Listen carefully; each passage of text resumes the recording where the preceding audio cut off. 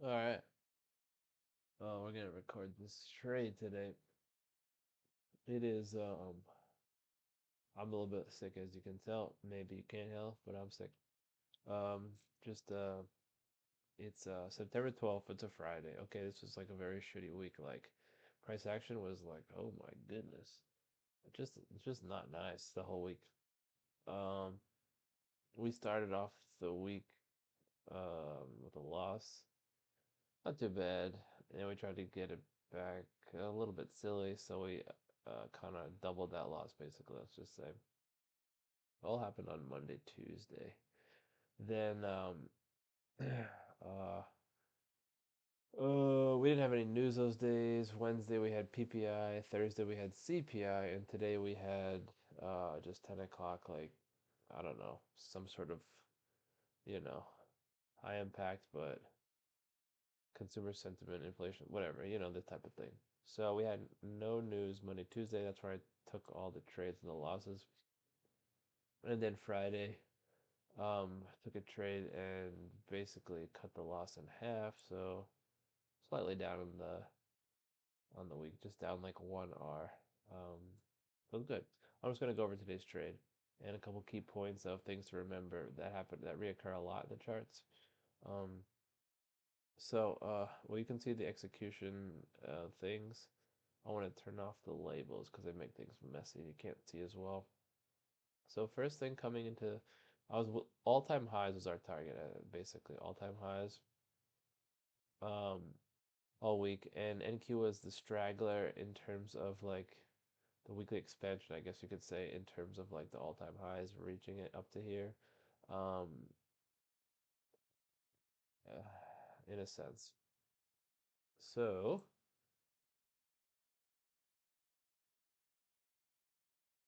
it's okay.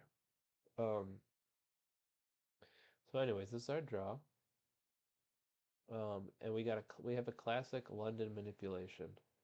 You see the time around 4 a.m. Classic London manipulation, and it's running into yesterday's AM first presented, which is nice. Always those manipulations running into the previous day's first presented AMs are very nice to give the expansion the upside now. So we get the London manipulation, low of the day, and then what does 9:30 give us? A manipulation again into that manipulation leg of London, so basically into the breaker. And then that sets up the stage for the expansion into all-time highs, and then higher up into standard deviation levels of that manipulation leg, as you can see. I mean, beautiful. And then other manipulation, other standard deviations of like earlier in the week, like the low of the week or the big manipulation of the week, which is right here. We have standard deviations still that we're getting met at all-time highs here, and then up here 4 and 4, as you can see. So I'll break us down and then into the lower time frames in the trade. Um, so let me start off by saying this. The decorrelation was crazy this week, like super decorrelation. I mean, every single day. Price action was messy as hell. I mean, literally, look at this whole day. Dow goes down all day. Nasdaq goes up all day. ES kind of in the middle. So literally, these were doing completely different things. Nasdaq and the Dow. I mean, look at the daily candle. Nasdaq up, freaking Dow just like straight down. You know what I'm saying? And ES in the middle. 4 hour gives you the idea too. Expansion, just downwardness since basically the high of the week for Dow was on Thursday. Alrighty. So basically, there's like a lot of just like ignoring what Dow's doing because it's not going to help you out in terms of SMTs. But if you wanted to, we did get SMT at London low. We also had SMTs appear at the 9:30. So I was first like tape reading and like watching. Okay, boom, we had SMT appear because Nasdaq gave this 9:30 open like breaker with SMT up here, and then I was just tape reading like, okay, here's your breaker. You can enter on the breaker and any of these candles. And then here's your propulsion block because it's coming straight from here. So here's mean threshold of it. So price should not even close back above here until we hit our draw. And where's the draw? The draw is well under here, the 8:30 manipulation low, but more specifically these like equal lows in here. That's paired with midnight open, and then this is the new day, first percent fair value gap. And on top of it, it's also closing in today's RTH gap. And there's something down here that I'm missing. Oh yeah, of course. I'm running into the manipulation leg of London, the breaker. Go to a 5 minute. Where is it? You see, body's respecting the breaker. Because only wick's going into it. On 15 minute or 10 minute. Same thing. 15 minute. A little bit trickier on the 15 minute, but still the same thing. I mean, this is your breaker right here, or here, not here. Body. I mean, look at it, just wicks, you know. So every time frame was respecting um, the breaker in terms of bodies and wicks. Okay, so that's the manipulation down for the 930 Judas, and then from there, low. That's the low, and it's just up only from there. Now, trying to get on board this was I want to see a little more confirmation just because this week was giving plenty of just like, how do I say it? Not very clean price action. Say like it would trick you a lot, or even if you had the draw correctly, it just wouldn't give any like nice like entry points or nice like manipulations with like nice like entries, or it was just very high resistance.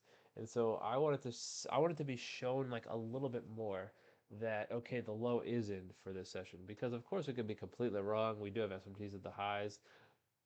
I mean, why would we leave all-time high equal highs right here? Like, come on, it's gotta be the draw. But anyways, still, it could be a TGIF. We like aim for TGIF targets, which why I'm already kind of hit at this point. But anyways, I just wanted to make sure. I just wanted to like be sure. So I knew we had 10 o'clock news, which is this right here. So basically I'm watching first presented right here. This is kind of messy in here. I'm like, okay, like that's could be the low right there. Nice little, and then come back up. So basically what I do, I draw like mean thresh consequent coach right out on this big wick and just want to see how we get reactions off of it. So we come in, you know, all right. As soon as we get this displacement, I'm like, okay, now's the time. We're inside the macro.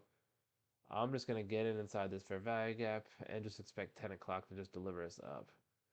So I get in. 10 o'clock comes, big manipulation. Look where it runs into.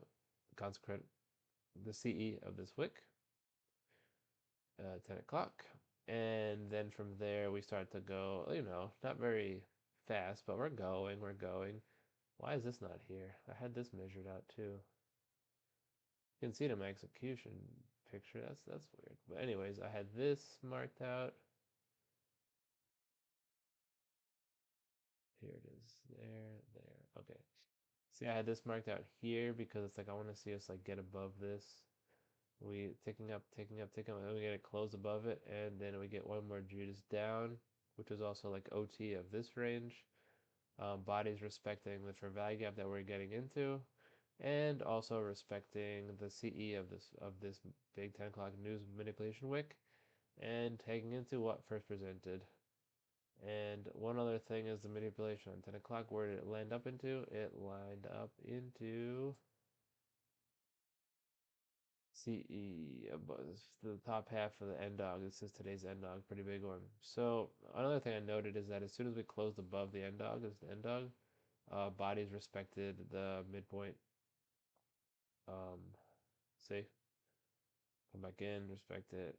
So a lot of respecting of things, even inside of like the, you know, choppy, or when you say like high resistance, manipulated like price, you're still watching things get respected, which are like telling you, okay, like still okay, like we're still on side because this is still very probable.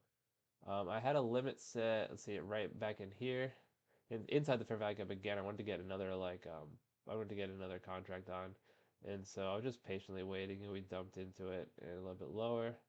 And then I was like, this is crazy. If we run, because my stop was right here underneath this Newsweek. I was like, if we run this out, this price is just, this is just so shitty. This price action is so crap, man. Like, come on. We had S&T here anyways. The other two assets had ran this low. S&T, S&P everywhere.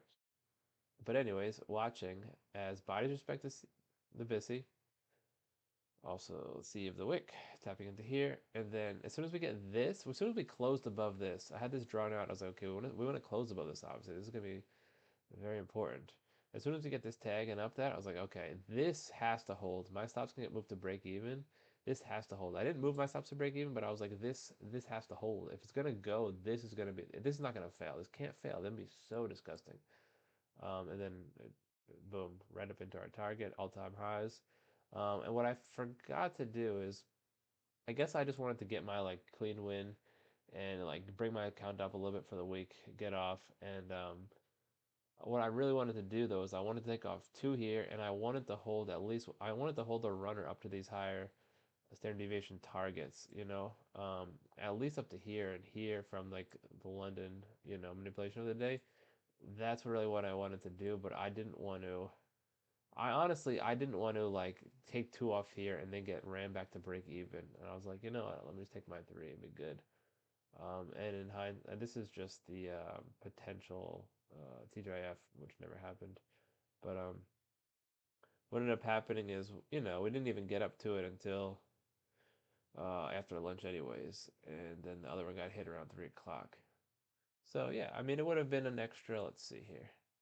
On one contract, it would have been an extra like $100 or so, which would have been sweet. But it's okay. We did really good.